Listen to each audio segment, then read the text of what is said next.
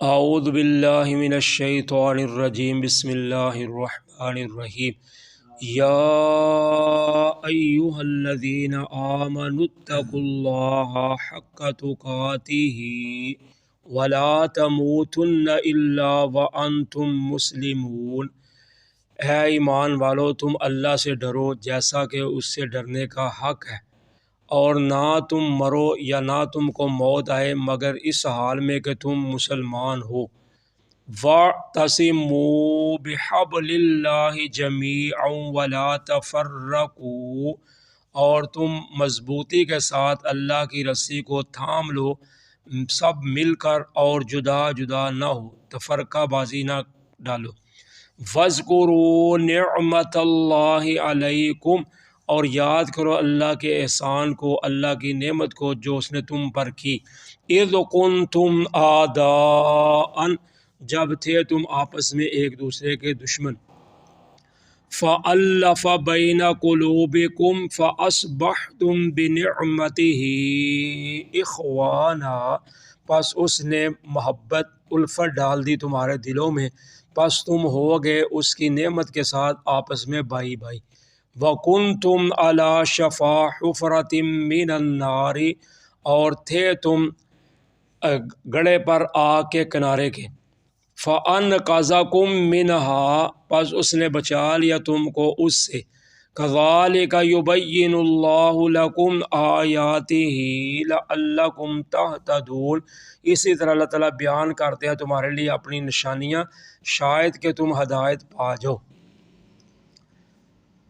اللہ تعالیٰ فرماتے ہیں کہ ایمان والو، اللہ سے ڈرو جس طرح اللہ سے ڈرنے کا حق ہے۔ اس کا مطلب ہے کہ اسلام کے احکام و فرائض پورے طور پر بجا لائے جائیں، یعنی جس طرح اسلام نے احکامات دیے ہیں اس کے مطابق زندگی بسر کی جائے، یعنی جو نیکی کے حکم ہیں ان کو مانا جائے، اور جن سے منع کیا گیا ہے ان کے قریب نہ جایا جائے۔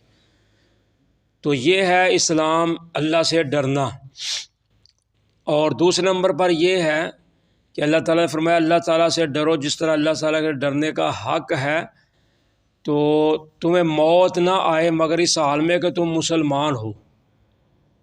تو یعنی موت کا تو کوئی وقت مقرر نہیں ہے، تو اس سے یہ ثابت ہوا کہ ہر حال میں ہی انسان کو اللہ سے ڈرتے رہنا چاہیے، کیونکہ کوئی پتہ نہیں کس وقت موت آ جانی ہے۔ تو اگر بندے کو موت آئے تو اس کے دل میں اللہ کا ڈر ہی نہ ہو تو اس کا آخرت برباد ہو جائے گی۔ تو اس لیے اس سے ثابت ہوا کہ 24 گھنٹے ہر حال میں ہی انسان کو اللہ سے ڈرتے رہنا چاہیے، ڈر کے زندگی بسر کرنی چاہیے، تاکہ جب بھی بندہ فوت ہو تو اس حال میں ہو کہ وہ اللہ سے ڈر رہا ہو، تو اس حال میں اس کو موت آ جائے تو پھر انشاءاللہ کامیاب ہے۔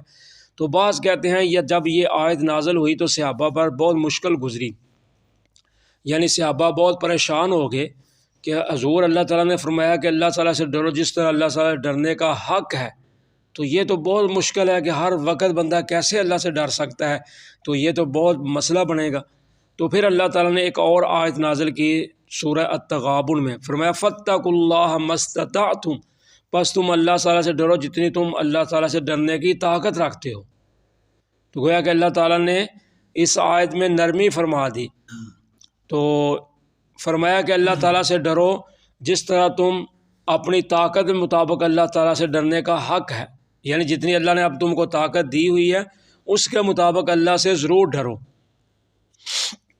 تو اس کا مطلب یہ ہے کہ اللہ تعالیٰ نے جتنی انسان کو طاقت دی ہے، یعنی جہاں سے بچ سکتا ہے، جتنا اس کو کنٹرول دیا ہوا ہے، کیونکہ شیطان بھی پیچھے ہے نا، نفس امارہ بھی ہے، تو اس لیے جتنا کوئی انسان کوشش کر کے بچ سکتا ہے اتنا ضرور بچے، اتنا ضرور ڈرے کہ اللہ کے احکامات کو مانے، اور جو برے کام ہیں ان سے بچنے کی اپنا پورا زور لگا کے بچے۔ اگر زور لگانے کے باوجود، طاقت لگانے کے باوجود بھی نہیں انسان بچ سکتا تو پھر انسان بے بس ہے، تو پھر انسان سے پوچھ گچھ نہیں ہوگی اگر انسان اپنی طاقت کے مطابق اللہ سے ڈرنے کی کوشش کرتا ہے۔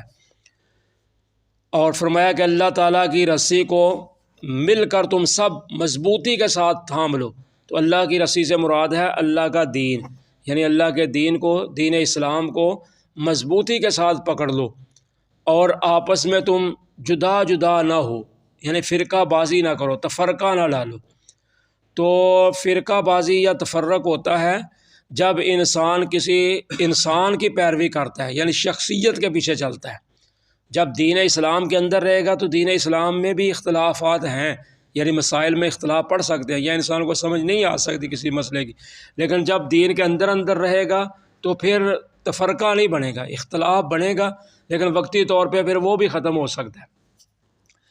لیکن جب کسی انسان کے پیچھے لگ جاتا ہے تو پھر وہ تفرقہ بن جاتا ہے، کیونکہ پھر وہ ضد میں آ جاتا ہے، جی میرے فلاں نے کہا ہے یا میں تو فلاں کے پیچھے چل رہا ہوں تو لہٰذا جو وہ کہہ رہا ہے وہ صحیح کہہ رہا ہے، تو پھر فرقہ بن جاتا ہے۔ تو جب دین اسلام کے اندر اندر رہے گا تو پھر اگر کسی مسئلے میں اختلاف ہے تو اس کا کسی نہ کسی دوسری جگہ پہ اس کی وضاحت مل جائے گی تو وہ ختم ہو جائے گا۔ تو اس لیے فرمایا کہ تم آپس میں مل کر اللہ کی رسی کو مضبوطی کے ساتھ تھامو، اللہ کے دین کو جدا جدا نہ ہو۔ اور دوسرے نمبر پر فرقہ سے مراد یہ بھی ہے کہ یہودی جو تھے وہ ان کے 71 فرقے ہو گئے تھے اور عیسائیوں کے 72 فرقے ہو گئے تھے۔ تو ایک فرقہ دوسرے فرقے کو کافر کہتا تھا، ایک فرقہ دوسرے فرقے کو مانتا ہی نہیں تھا۔ تو آپ نے فرمایا کہ یہودیوں کے 71 فرقے ہوئے، عیسائیوں کے 72 ہوئے اور میری امت کے 73 ہوں گے۔ تو پھر فرمایا ان 73 فرقوں میں سے نجات پائے گا کون؟ یا آپ نے کہا یا صحابہ نے پوچھا کہ ان میں سے پھر نجات کون پائے گا؟ تو آپ نے فرمایا تھا ما انا علیہ و اصحابی، وہ نجات پائے گا فرقہ جس پر میں ہوں اور میرے صحابہ ہیں۔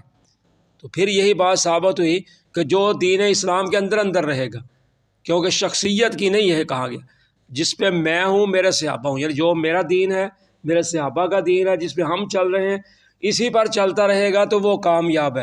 تو جب اس کو چھوڑ کر شخصیات کی طرف چلا جائے گا تو پھر انسان فرقوں میں بٹ جائے گا۔ تو فرمایا اللہ کی نعمت کو یاد کرو جب تھے جو اس نے تم پر کی، جب تھے تم آپس میں دشمن تو اس نے تم میں محبت الفت ڈال دی تمہارے دلوں میں، تو تم اس کی نعمت کے ساتھ بائی بائی بن گئے۔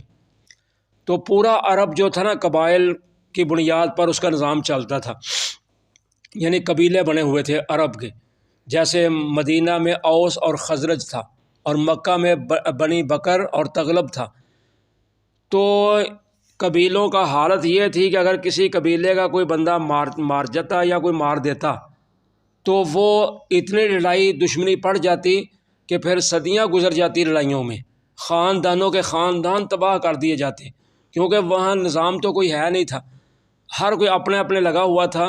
تو اس طرح ان کی لڑائیاں جو تھیں اتنی زیادہ تھیں، جیسے کل کے سبق میں کہا تھا نا کہ اوس اور خزرج جو تھے، جب ان کو اللہ تعالیٰ نے اسلام کی توفیق دے دی، مسلمان ہو گئے، تو ایک دن وہ کچھ آپس میں بیٹھے ہوئے باتیں کر رہے تھے تو ایک یہودی گزرا شماس بن نام کا، تو اس نے دیکھا کہ یہ اتنے پیار محبت کے ساتھ بیٹھے ہوئے ہیں، یہ تو پرانے دشمن تھے، تو آج یہ اکٹھے بیٹھے ہوئے ہیں۔ اس نے ایک یہودی کی ڈیوٹی لگائی کہ تو جا کے ان کو بھڑکا، تو اس نے آ کر وہ عربی کے اشعار پڑھے جو وہ لڑائیوں میں ایک دوسرے کو ابھارنے کے لیے پڑھتے تھے۔ جب وہ پڑھے تو آپس میں ان کی تو میں شروع ہو گئی، آخر کار حتیٰ کہ لڑائی پہ ابھر آئے، وہ بھی ہتھیار لے کر نکل آئے، وہ بھی نکل آئے۔ تو نبی پاک صلی اللہ علیہ وسلم کو اطلاع ملی تو آپ تشریف لائے، تو آپ نے ان کو آ کر سمجھایا کہ یہ تم پھر جاہلیت والی باتیں کرنی شروع کر دی ہیں، یہ کیا ہے؟ تو ایک دوسرے کی بات سن کر تم برداشت نہیں کر رہے، تو آپ نے سمجھایا تو معاملہ پھر ٹھنڈا ہو گیا۔ تو اس طرح تھی وہ ان کی لڑائیاں آپس میں۔ تو اللہ تعالیٰ فرماتے ہیں کہ میں نے پھر تمہارے اندر محبت الفت ڈال کے تم کو بائی بائی بنا دیا، تو پھر ایسے مسلمان بنے کہ ایک دوسرے کے خیر خواہ اور ہمدرد بن گئے۔ تو اللہ تعالیٰ فرماتے ہیں تمہاری پہلی کیفیت کیا تھی کہ تم آگ کے گڑھے کے کنارے پر تھے، قریب تھا کہ تم جہنم کی آگ میں گڑھے میں گر جاؤ۔ تو اللہ تعالیٰ فرماتے ہیں کہ میں نے تم کو بچا لیا اس سے، یعنی اس لڑائی کے گڑھے سے یا جہنم کے گڑھے سے تم کو بچا لیا۔ اور اللہ تعالیٰ فرماتے ہیں اسی طرح ہم بیان کرتے ہیں تمہارے لیے اپنی آیتیں یا نشانیاں تاکہ تم ہدایت پا جاؤ۔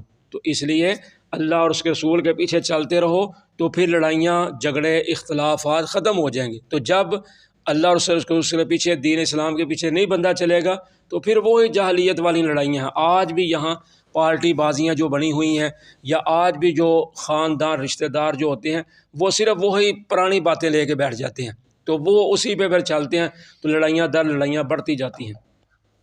وَلْتَكُن مِّنْكُمْ أُمَّةٌ يَدْعُونَ إِلَى الْخَيْرِ وَيَأْمُرُونَ بِالْمَعْرُوفِ وَيَنْهَوْنَ عَنِ الْمُنْكَرِ، اور چاہیے کہ ہو تم میں سے ایک جماعت جو بلائے لوگوں کو بلائی کی طرف اور حکم کرے نیکی کا اور برے کاموں سے روکے۔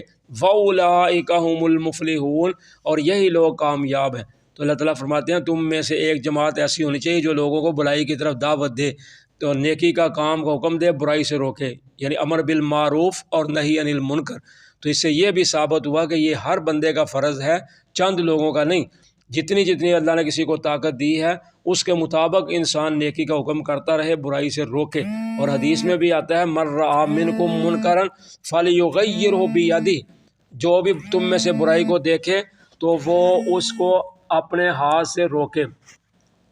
فإن لم یستطع، اگر وہ ہاتھ سے روکنے کی طاقت نہیں رکھتا، فبلسانی، پھر اپنی زبان سے روکے۔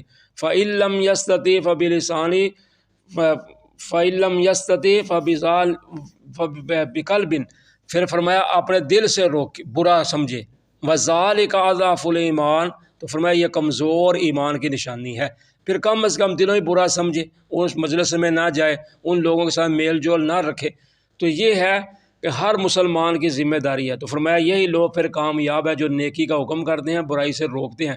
وَلَا تَكُونُوا كَالَّذِينَ تَفَرَّقُوا، اور نہ تم ہو جو ان لوگوں کی طرح جنہوں نے آپس میں تفرقہ بازی کی، آپس میں جدا جدا ہو گئے۔ وَاخْتَلَفُوا مِن بَعْدِ مَا جَاءَهُمُ الْبَيِّنَاتُ، اور انہیں اختلاف کیا بعد اس وقت کے آگے ان کے پاس واضح دلائل۔